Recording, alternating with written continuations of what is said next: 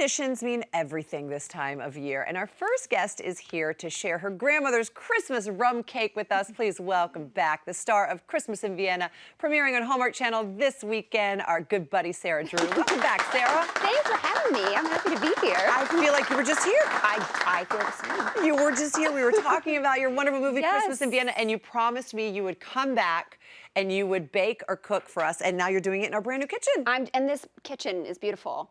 I also match the kitchen. You do, thank you. Which I feel really good about.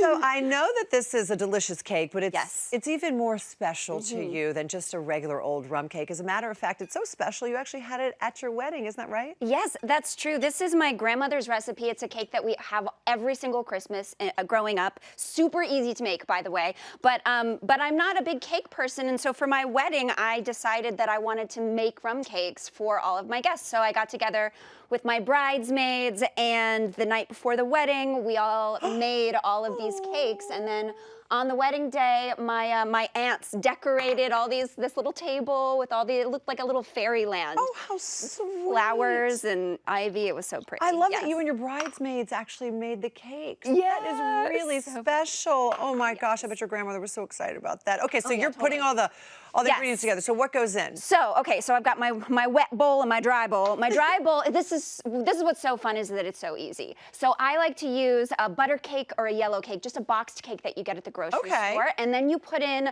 an instant vanilla pudding mix, which I've already done here. That makes it extra moist. It's amazing. Yeah, that's the trick. Yes. For people that do semi-homemade, the pudding, box, the box pudding really sends it over the edge. Yes, and the wet stuff is just eggs, oil, water, and some rum. So you just want to mix this up really, really, really well. You're going to whisk it up and put it all together.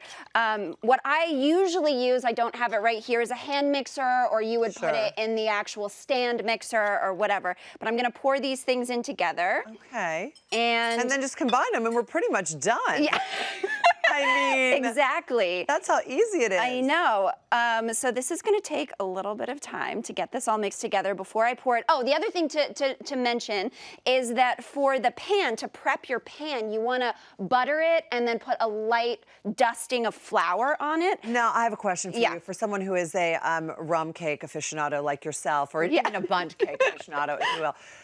How do you feel about after you butter the bundt pan, instead of putting the flour, putting sugar? Oh my gosh. Well, I mean, I love that idea. I will say I love more sugar for any purpose, but the sugar will make it stick more to the pan. But it's so gooey. I know. It's so but wait until you make this glaze, because the glaze has so much sugar in it, you're probably not even going to miss want it, right? Yes, you're not going to need anymore. So you're going to get going on that glaze. That looks good. And if we were doing it in real time, what you would want to do is wait to make the glaze until you're like 5 minutes out from taking the cake out of the oven. Okay. Because you want to glaze it while the cake is still hot. Oof. And just while the glaze is coming off. So then it seeps right into the spongy part of the bundt cake. All right, now that goes in the oven. So I'm gonna go put this in the oven, and then you should get started on that. All right, so this is what I'm gonna do. So over here, it appears, Sarah, that I have about a stick of butter.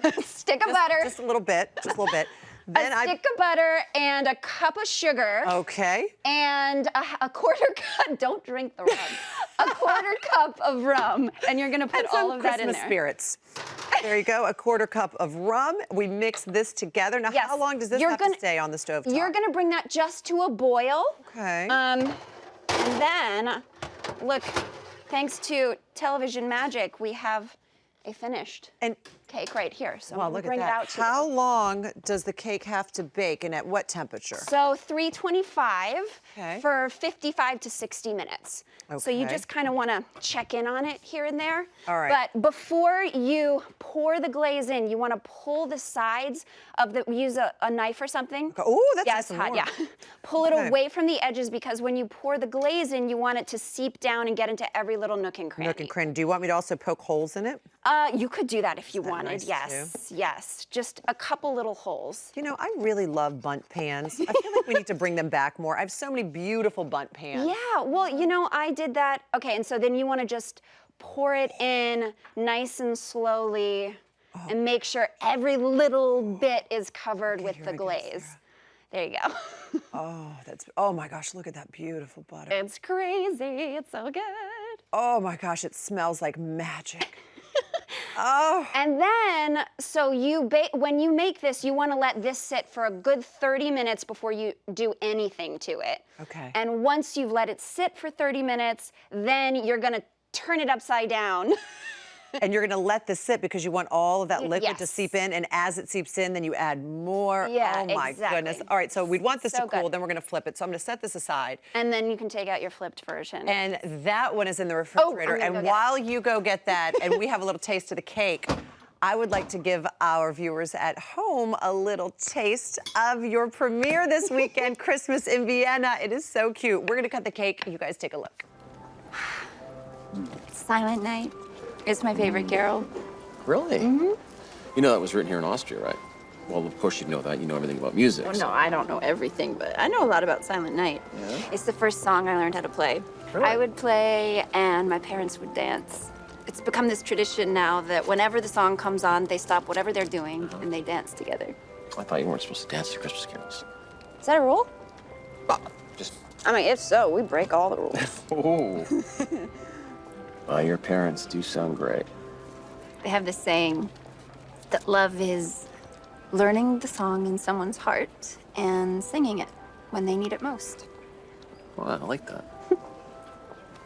Oh, he likes that, and I think he likes you too. This is such a sweet movie. I am so looking forward to it. Everything we've seen, I mean, just the scenery alone in Vienna is so stunning. Yeah. It is an absolutely incredible place. And it was so great and special because I got to go there with my husband. I got to bring my husband there, whose grandfather's actually from Vienna. So that was a really sweet kind of extra special bit. But we also got to hear some incredible music. We got to go to this gorgeous music hall called the Golden Hall, which has the most... Is that it? Yes, that's it right there. Goodness. And it has the most incredible acoustics. We were sitting there and I literally was shaking and crying by the end of the concert. It's like you could feel the music in your bones. It was that kind of an experience. I've never experienced music like that in my life. I mean, it's such a beautiful city, and to be able to film there, and I mean, the history there, and the access you all had is incredible. I know. We got to shoot in the most incredible locations, in palaces and castles, on Ferris wheels, in the middle of markets, full of tourists. It was just cathedrals. I know, cathedrals. I mean, yeah, it was. It is a beautiful movie, and this is a beautiful cake, and I would like to say thank you so much to your grandmother. What's your grandmother's name? Margot. Margot, your cake is delicious. And you all make sure to follow Sarah on Instagram at @BeSarahDrew and grab this Christmas recipe at hallmarkchannel.com. Thank you, Sarah. Dig in. You know, I kind of want the warm one.